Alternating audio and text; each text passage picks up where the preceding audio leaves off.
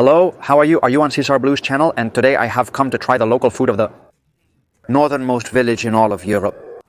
I'm in Honisbach, municipality of Norcap. Norcap means North Cape. I've gone to the North Cape from Madrid, 5,000 kilometers by car in my Tesla. I've documented everything on the Sezar Blue Drives channel, but let's talk about food here. And I've come to try the local and indigenous food of this population of this area. This is a very small fishing village, 2,500 inhabitants, and I'm also in the off-season. Today is January 24th. Here, there is little tourism at this time because temperatures range between -10, -5 degrees. At this moment, hey, the weather is nice, -2 degrees, the whole town is snowed in. It's beautiful, and it makes you want to, well, try food, warm food. In the restaurant that I have behind me, I know they prepare dishes that are 100% local, indigenous, traditional. It's called Corner because it's precisely on the corner right here next to the port. And well, of the 2 or 3 restaurants that are open now, one is a pizza place, the other is like a cafe, bistro, and this is the only one. Well, a village one where the village people come to eat and where I hope to find village food. In Honisbach, north of Norway, north of Europe, and even further north. I hope they serve me food to satisfy this hunger that's already causing cramps, so I'm going inside to see what's cooking.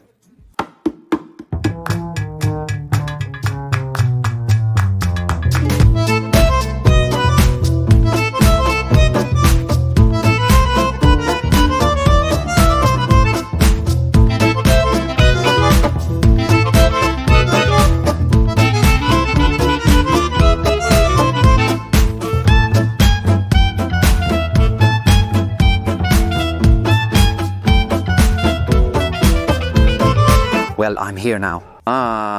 Inside the restaurant, it's so beautiful, so cozy. Very warm lights, wooden tables, leather chairs, and all restaurants have a menu. And it starts, well, for starters, they have, beware, whale jerky, they have fish soup, fried cod tongues, and the bolinos, which are, well, fish meatballs. He then continues, mentioning delicious fish dishes. Let's not forget that we are in a fishing port, and here the traditional, the local, the indigenous, well, it's the fish. And, well, it has the fried cod tongues again, but now in a larger portion. The other was the starters. They have the grilled dry cod fish. Keep in mind that here it is one of the star dishes, the dry fish. They dry it next door at the port. I've been observing the drying structures this morning when the weather was better. While not in the winter due to freezing, it's very typical in the region. I continue with boknafis, another way to dry fish, either with or without salt. They also have the fried cod fillet, the halibut in parmesan sauce, or the fried salmon fillet. And then the specialties here from the corners. The whale steak, the reindeer stew, which is the very, very, very traditional reindeer cheese in the north of Norway. The snitch, the homemade pork, or the marinated necks. I know they are lamb necks, though it's not explicitly stated here. I'm not sure why I understand this. In addition, they have meat, they have grilled entrecote, they have beef strips with vegetables and French fries. The chicken wok, and here it goes straight to the desserts. They are desserts, I understand, not very local, because I have tried them all in different countries around the world. Well, the chocolate fondant, the vanilla ice cream, the panna cotta, or to finish, the sliced chocolate ice cream. You see how well I pronounce English to say translated into Spanish that it is sliced chocolate ice cream. In short, more of a menu than a clue. Let the feasting begin. And the party begins with this dish of cod tongue. Yes, these are cod tongues. It's a delicacy here in Norway. It's only available fresh in the right season, which is from January to March, and we're in January. They are usually breaded in flour and fried, as you're seeing in the dish that comes presented with French fries, carrot, lemon, and a bit of sauce. They didn't give me any kind of bread, but it's what they did give me. It's the wine they have by the glass. It's Spanish wine. This is a Baron de Ley. Reserva Tempranillo. I'll start with the drink because I'm eager to try this wine. Oh, how delicious, how delicious. Although I tell you one thing, they brought the glass already served, without opening the bottle at the table. I'll stop there. Cod tongue in life, I had heard this dish. It has too much batter for my taste, but it's really very good. The bite is very juicy and it tastes like another part of the cod. That is, not necessarily the tongue, it is noticeable that it is cod tongue. I'm going to try it with the little sauce it comes with. But it's a tartar sauce. It has pickle and mayonnaise. Basically, I would bet that it's fresh. I would bet that it's fresh. The dish took a long time to arrive, suggesting it's freshly made. The fry is not very greasy. Oh, the potato is so crispy. This is a proper fish and chips. Oh, the potato is so good. Oh, it's so good. Crispy exterior and soft interior. I don't know why he took me on a trip. The patatas bravas served in Barcelona are delicious. The way they fry them there, not how they cut them, makes them so tasty. Well, I like the potatoes more than the cod, considering that the cod is delicious, but the potatoes are a spectacle. The portions, I understand, are going to be very generous because this is an appetizer. It's understood to be smaller. Let's see, how's the carrot? It's cold and grated, but slightly cooked. We're off to a great start, and frankly, things couldn't have begun better. I continue. And this, friends, is whale jerky. In Japan, Iceland, and Norway, whale hunting is legal. In Norway, there are about 150,000 minke whales from which this jerky has been extracted. They are hunted in a very limited way, about 1,000 annually. They have about the same number of moose, and of those 150,000 a year, they hunt about 25,000, 30,000. The whale is not generally endangered. Many whale species are endangered, but this is a dish that is allowed. I understand the animal rights activists, Greenpeace and all that, but they already told me everything. When I tried the shark, the same thing happens. And in the end, well, for informational purposes, I read your comments, but this is regulated and does not endanger the survival of the whales. Not at all. Having said that, it's very smoky, and when they smoke something here, it's with natural smoke and in a very intense way. I say this because I've already tried the helmet salmon, leek, and even the smoked salmon from here these days. The whole outside part is honey-colored, so it gives you the smoky flavor. I mean, they work the smoking to an incredible level, and you would say, well, the smoked salmon from Spain must be the same as the one from there. Well, the one I bought at the supermarket in this town doesn't resemble it at all. At all means at all. The same thing happens with this smoked whale meat, which is very intense. The texture in the mouth is very similar to the meat, let's say, of a cow. But it has no fat at all. It's served with this, which is yogurt with blueberries. It doesn't match at all, and it comes with this little bread that I'm going to try. I understand this is how it's eaten. Frankly, I don't see the point in having it with the strawberry yogurt. With some currant, it seems to have. It comes with finely diced pepper and a small amount of undressed lettuce. The cecina is good, but I come from the country of cecina par excellence, also my family there, from Santiago Milas, on my father's side, well, the land, let's say, of the cecina par excellence. Of course, comparisons are odious. I also don't like to base my trips on comparing everything with Spain. But this is cecina.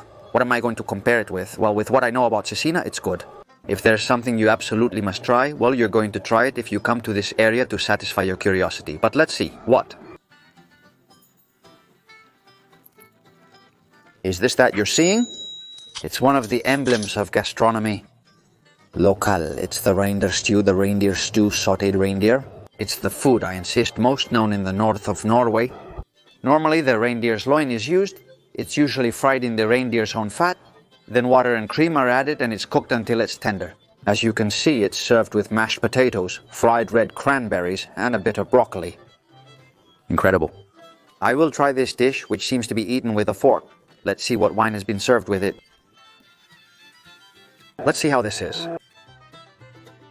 Hey, the meat is tough, it's tough. It comes with a huge amount of mashed potatoes, and it's funny because it reminds me, and I don't rule it out, to the mashed potatoes. This one, which I hadn't tasted in 1,000 years, they used to serve it in the school cafeteria, made with little packets. And the taste of the stew is very familiar to me. It's not like other times when I go to other countries to try foods with flavors that are totally foreign to me. This is so familiar to me. It reminds me a bit of something I ate in the United States. What was the name of the meat pie? The meatloaf? The meat is not very tasty. I thought it was going to be more flavorful being game meat, but it's not. By the way, in this whole northern area of the Nordic countries, to be redundant, there is a plague, to put it in some way, of reindeer. Cars are very dangerous. They even carry huge headlights on the front. Well, cars, trucks, all vehicles that go on the road carry huge headlights that illuminate more than a kilometer in length at least. I'm not exaggerating. At night, the road seems completely illuminated.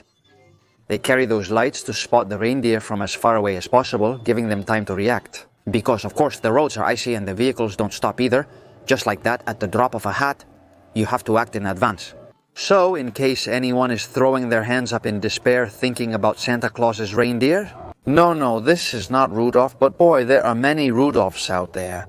I'm leaving on a trip to Lapland right after I finish eating, where I'll record the next video of this Nordic gastronomic route. As I told you, it's sautéed, fried, I've made small pieces, it's a tender meat, the stew has cream. I don't quite understand. The broccoli, I don't understand. It has absolutely no salt, it's simply boiled and comes cold, which is the cold part of the dish. I don't understand how the blueberry jam will be taken, which is a bit from here, a bit from there, right? Well, it amuses me more to take it like this, mixed with the blueberry jam than with the broccoli.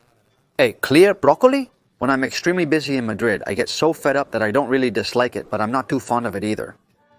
The portion is tremendously abundant, which means that in terms of quality price, for what things cost here, it is not an expensive place. Homemade cooking to the max, not just reheated food. They prepare everything as you order it since the restaurant only has 3 tables. I arrived at 11 and the dish was served at 12 in the morning. And it's not a complaint at all. I understand people who complain about how long restaurants take to serve their food and all that. I understand everyone's situations, whether you're there for work or if you're in a hurry.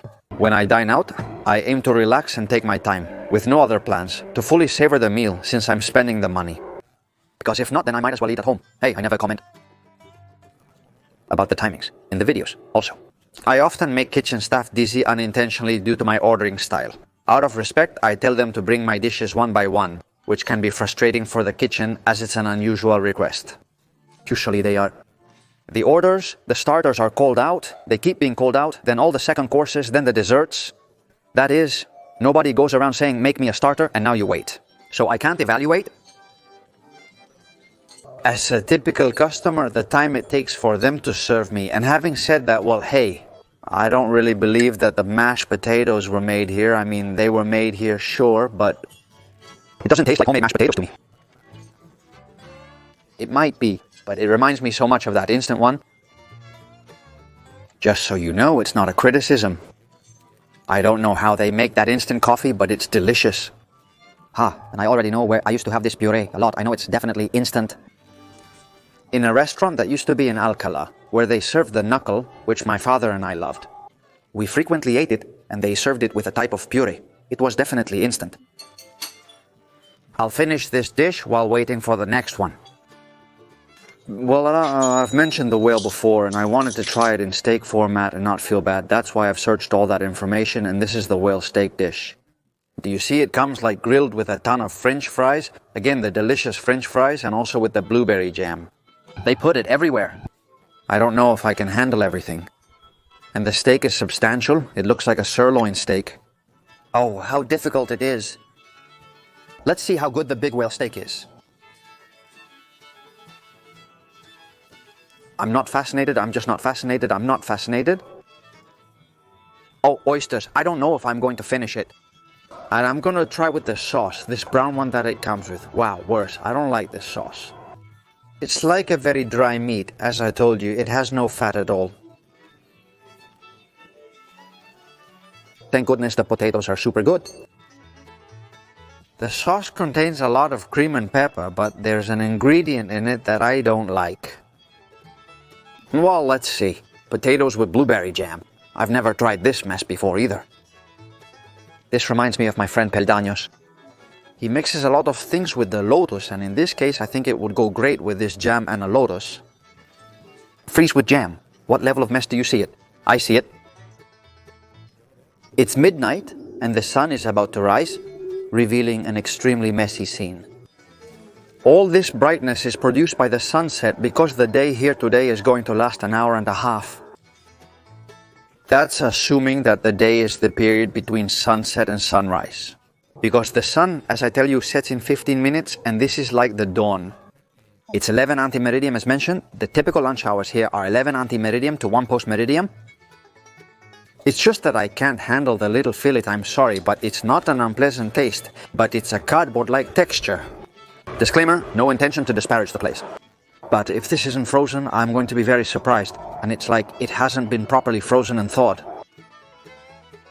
Even with the jam, I don't know, it's just for the sake of trying the whale, but did I know that this might happen? And it happened. I'm not fascinated. The vegetables, if they are sautéed, are very good. It has cucumber, pepper, cabbage. As I often mention, it's just my opinion. You might come here and be fascinated, or maybe you'll feel the same way I do. It's just about taste. What I can value, well, it's the presentation, which is nice, it's the place, it's the atmosphere. That's for sure, which is objective, more objective. I want to say it is well cooked. They serve very well. I value the work they do in the kitchen a lot, but I'm not going to finish this. Many times I've heard that from Sezar, when you go out there, are you tougher on food? No, I'm not tougher, I'm just as tough. But as I try things I've never tried, there's more chance that, let's say I fail ordering something that's not going to fascinate me. The vegetables are delicious, like the wine. As feedback for improvement, but well, it's not going to be feedback, because I don't think the owners of the place will see this video. But well, they already know that the ideal thing is to pour it with the bottle in front of the customer, but well, they bring it already served to me. The restaurants that do this at the price they charge for the drink, at least they should pour it from the bottle, which they might already have opened. And well, I'm not going to think badly at all, nor am I going to doubt, but at the very least, show the bottle to the customer. I may be wrong about that since I'm not a wine expert. However, I'm an expert in enjoying and I will definitely try it. In the next dish, this is the grilled dry fish. It's just dry fish without salt or anything that is naturally dried in the sun and wind. It's one of the oldest preservation methods in the world. It can be preserved for years. For dry fish, most of the time they use cod, which is what I ordered. It comes served, as you see, with bacon, with potatoes, and with mustard. They keep bringing you different cutlery for each dish. They attend, I insist, fabulously well. They offer you water all the time. I also ordered a small glass to hydrate well. And well, let's go with the boiled potatoes, with the grilled dry cod. Let's see how this is. How strange to eat without any bread. Man, it's delicious. You can tell it's dry cod, and you can tell it's without salt. It's not like the salted cod we eat so much in Spain. How curious. I thought it was going to be much drier. It's delicious. How juicy it is. Oysters, the bacon. What were you telling me? The smoked ones here use real smoke. How good are they? Did the girl arrive noticing I haven't finished the whale yet? She came back and told me they have containers to take it home, if I can't handle everything. And I told her, no, don't worry. I didn't know what to say to her when I didn't eat it. I was embarrassed and told her I just can't anymore. It's a lot of food. Anyway, I don't know if it happens to you that sometimes, I don't know, out of embarrassment, you don't know what to answer in those cases. This cod is among the best I've tried. I know I say that often in my videos, but when I do, it's because I genuinely mean it. Large dishes with lots of garnish. The potato is harder than expected, but undercooked inside. Another one is also undercooked. The beto is a bit raw. I don't know, it only happened with this one. This one needs a few more minutes, I don't know why. Also, sometimes you can cook 10 potatoes and 5 turn out hard and 5 soft, just a potato. Well, like to have it here as a garnish, mixed with everything, because it has absolutely no salt, nothing. In general, everything I'm tasting today is low on salt, and in some cases, like the garnish, it's lacking salt. I have spectacular views of the bay, of a cruise ship that has arrived there at the parking lot. In short, the views are cool, especially, well, the part of the bay to the parking lot and the cruise. Well, less so. Come back. And from here it's heavenly, all the smoked things. I'll say it again, what I've tasted here tastes like smoke, but the good kind, huh? And look, they export this type of products a lot here, but they must have different regulations in the countries where this material they export is received. Or is it that I don't explain it? We have salmon from Norway and bacon, all here in Spain. But the Norwegian salmon served in Norway, smoked, doesn't resemble what's in Spain. But it doesn't resemble it even a little bit, huh? I was even thinking of taking home some salmon, a good amount in the trunk of the car, because it acts as a refrigerator, you know? With this cold weather here, spoil, I don't think it's going to spoil. Already at this morning's hotel breakfast buffet, I was surprised that they had very little bread, and the little bread they had was sliced bread. The previous trip to this one in Switzerland was the complete opposite. The bread was the star of the meal. The fish, undergoing that drying process, concentrates the flavors even more. It's like making, well, I don't know exactly, a concentrate of whatever, a demi-glace or whatever, from which you remove a lot of water. And it brings out more of the flavor of whatever you have used to make it. In this case, with the fish, the same. By removing such a large amount of water, it changes the texture and also changes the amount of flavor. I don't notice the mustard much. I don't know, mustard is mustard. I'm going to look at it to see. Confirmed mustard is mustard, served with mustard, garden vegetable. Take English. Well, no, baked vegetables with mustard. It's not a problem. Not at all it is. Anyway, I've had a lot of potatoes today. Also a lot of fish, a lot of bacon. Local food, which is what I like the most. I admit the menu had an international food section with items like pizzas and burgers. I didn't even bother to get angry about it, because I can already have that at home. When I travel, I want the food to be part of the destination of the trip and do this thing that I and many call gastronomic tourism. It's an existing expression, not something I made up. I won't state the obvious, but I enjoy immersing myself in local experiences and ending with a delightful dessert that's on its way. Although not local or indigenous, it's made here. With a lot of love. It's the apple pie, with everything. When asked if I wanted ice cream with whipped cream, I said to bring it with everything since they're getting into it. I'm going straight for the vertex, the juiciest area in the center of the pie mold. I like juicy things, and as it should be, wow. Well, it's very good, very good. It's not the typical one that has the little apple on top. It has dough on top, dough underneath, lots of apple inside. Here's the cream, the whipped cream. From a can, 100%, a little bit of ice cream, vanilla ice cream. I don't think it's homemade either. It has honey. How delicious. And besides the delicious pie, the best part of today. Thank you for accompanying me until now. If you enjoyed the video, please give it a super like. Subscribe for more videos like this, and now the adventure continues. I take the little Tesla, I'm going to Rovaniemi, the capital of Lapland, in search of Santa Claus and in search of a good gift in shape of the next video of the channel. So, see you at the next restaurant. Goodbye.